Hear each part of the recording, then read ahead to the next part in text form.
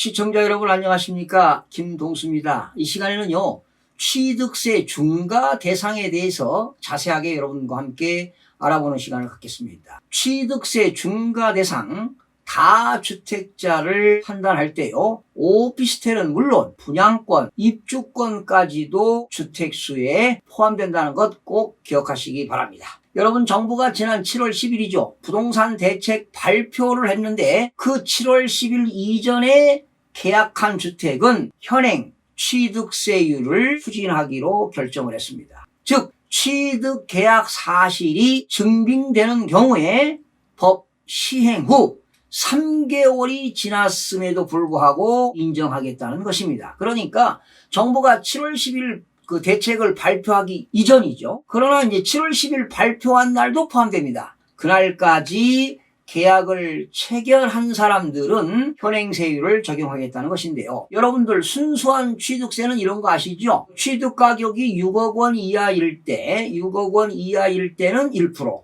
그리고 6억 원에서 9억 원까지는 1%에서 3%, 9억 원 초과는 3%가 되겠죠? 그리고 4주택자가 취득할 때는 4%를 적용하게 됩니다. 그러나 실무적으로 여러분들이 6억 원 이하의 주택을 구입했는데 85제곱미터 이하일 때는 취득세 1%, 지방교육세 0.1%에서 1.1%를 적용하고요. 그리고 85제곱미터를 초과하는 경우에는 취득세 1%, 농어촌 특별세 0.2%, 지방교육세 0.1%에서 합계가 1.3%를 적용하게 되는데 여러분 다 알고 계시죠? 자, 그런데요, 정부가 발표한 7월 10일 주택시장 안정보완 대책에 따라서 취득세율을 강화해 국회에 제출된 지방세법 개정 법률안 중에서 말이죠, 정부가 대책을 발표한 게 7월 10일 아니겠습니까? 그러나 발표일도 포함이 됩니다.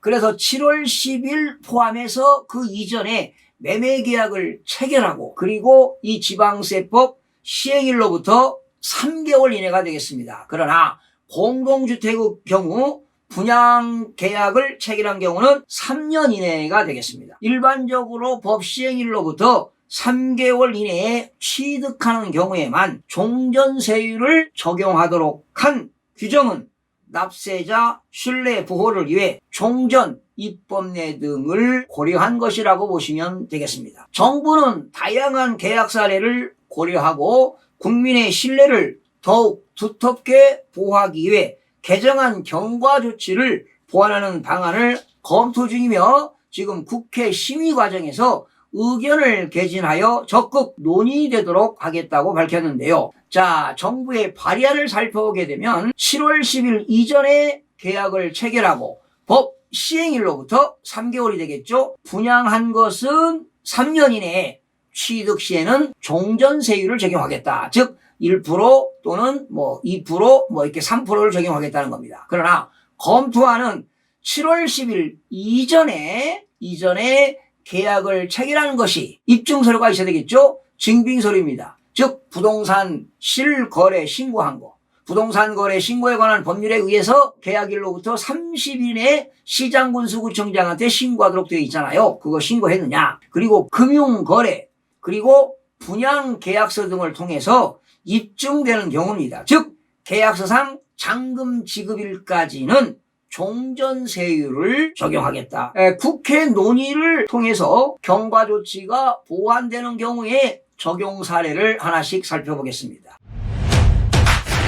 자, 경과 조치 적용 사례입니다. 지금 2주택을 소유한 세대가 1주택을 추가로 취득했습니다. 그러면 3주택 아니겠습니까? 그러면 3주택이 되면은 순수한 취득세를 12%를 적용하겠다는 것입니다. 자, 그러면 12% 중과세율을 적용하지 않고 종전세율을 적용하는 사례별로 살펴보겠습니다. 먼저 사례 1입니다. 2020년 6월 5일에 계약했습니다. 그러면 7월 10일 이전이 되겠죠? 그리고 2020년 12월 30일에 잔금을 지급했다면 어떻게 될까? 그러나 이제 그 6월 5일 날 계약이 체결된 것이 계약이 입증되는 경우가 되겠죠? 어떻게? 실거래 신고했느냐? 그리고 금융거래가 확인이 되고요. 또 분양계약서를 작성했다면 종전세율입니다. 즉 개정 전 취득세율 1%에서 3%를 적용하게 되는 겁니다. 그러니까 경과조치 적용하는 경우입니다. 주택 실거래 신고자료 그리고 계약금을 지급한 금융거래 내역도 확인이 되어야 되겠습니다. 그리고 시행사와 분양을 체결하는 경우는 분양계약서 등이 첨부되어야만이 입증이 된다 이런 얘기입니다. 자, 사례 두 번째입니다. 2020년 7월 10일에 계약하고 2020년 12월 30일에 잔금을 지급했다. 여러분 7월 11일 날 발표했는데 그날도 포함이니까 혜택이 되겠습니다. 계약이 입증되는 경우입니다. 즉 2020년 7월 11일 날 계약을 체결했다 하더라도 계약이 입증되는 경우에 개정 전 취득세율 1%에서 3% 적용이 됩니다. 그러니까 경과조치를 적용하는 경우가 되겠고 사례 3번입니다.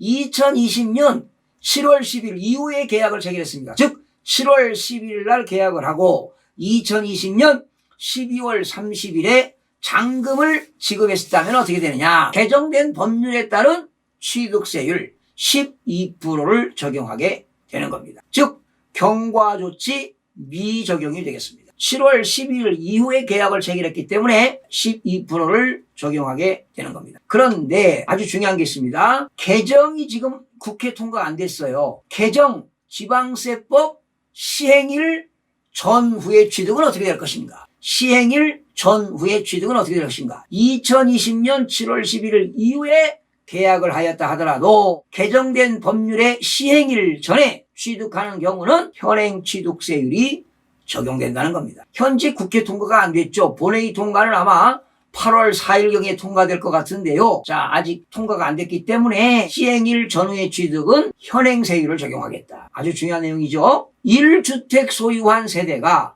1주택을 취득하는 경우, 그러니까 1주택을 가진 사람이 1주택을 취득했으니까 2주택이 되는 거 아니겠어요? 이런 경우는 8%를 적용하겠다는 거 아니겠습니까? 자, 잘 들어보세요.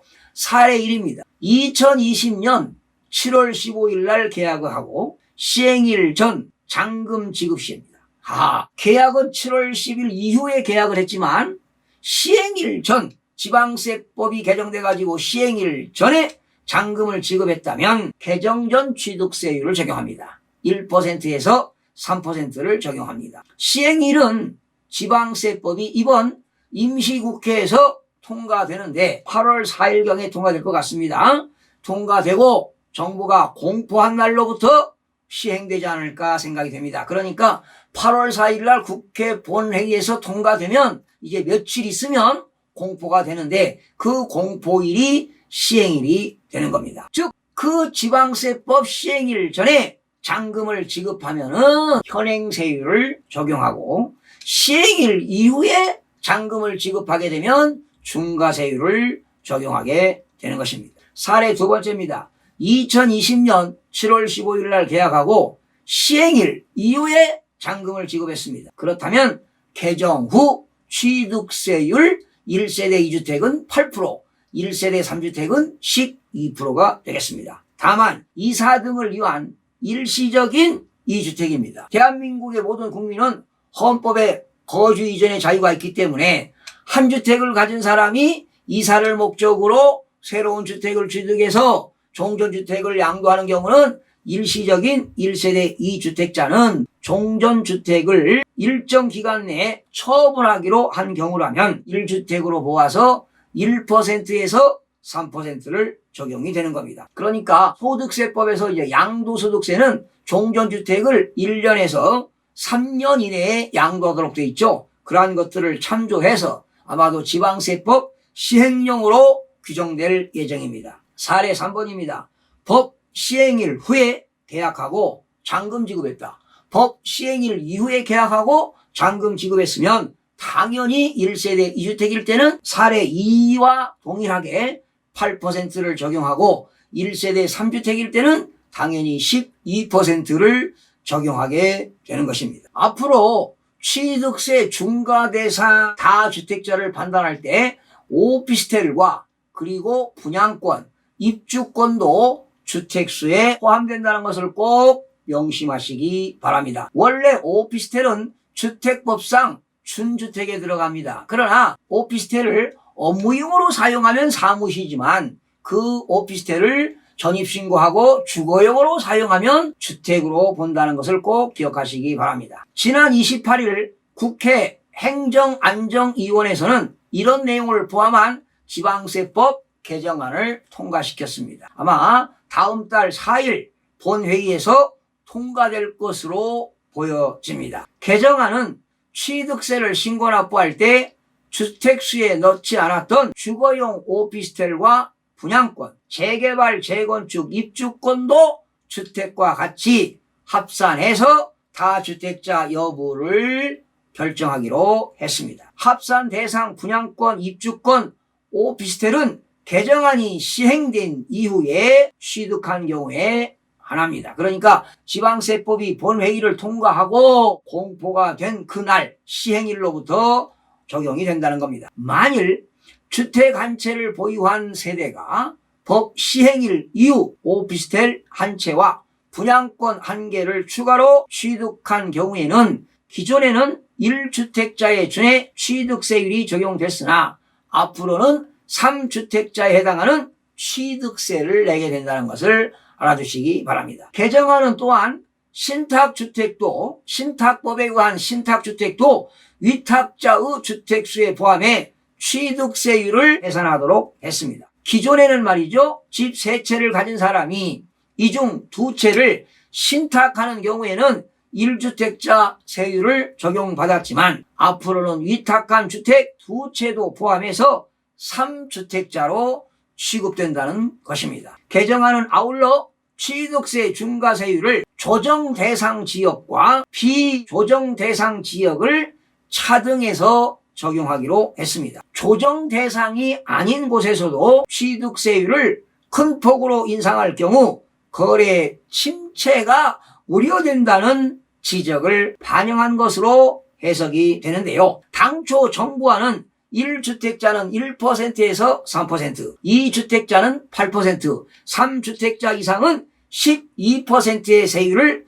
적용하기로 했지요. 그러나 수정안은 비조정 대상 지역의 경우에 2주택자까지는 1%에서 3%를 적용하고 3주택자는 8% 그리고 4주택 이상은 12%로 한 단계씩 낮춰서 적용하기로 결정했습니다. 지방세법은 조만간 국회 본회의에서 최종 의결될 것으로 전망이 됩니다. 마음이 드셨다면 구독, 좋아요 꼭 부탁드리겠습니다. 고맙습니다.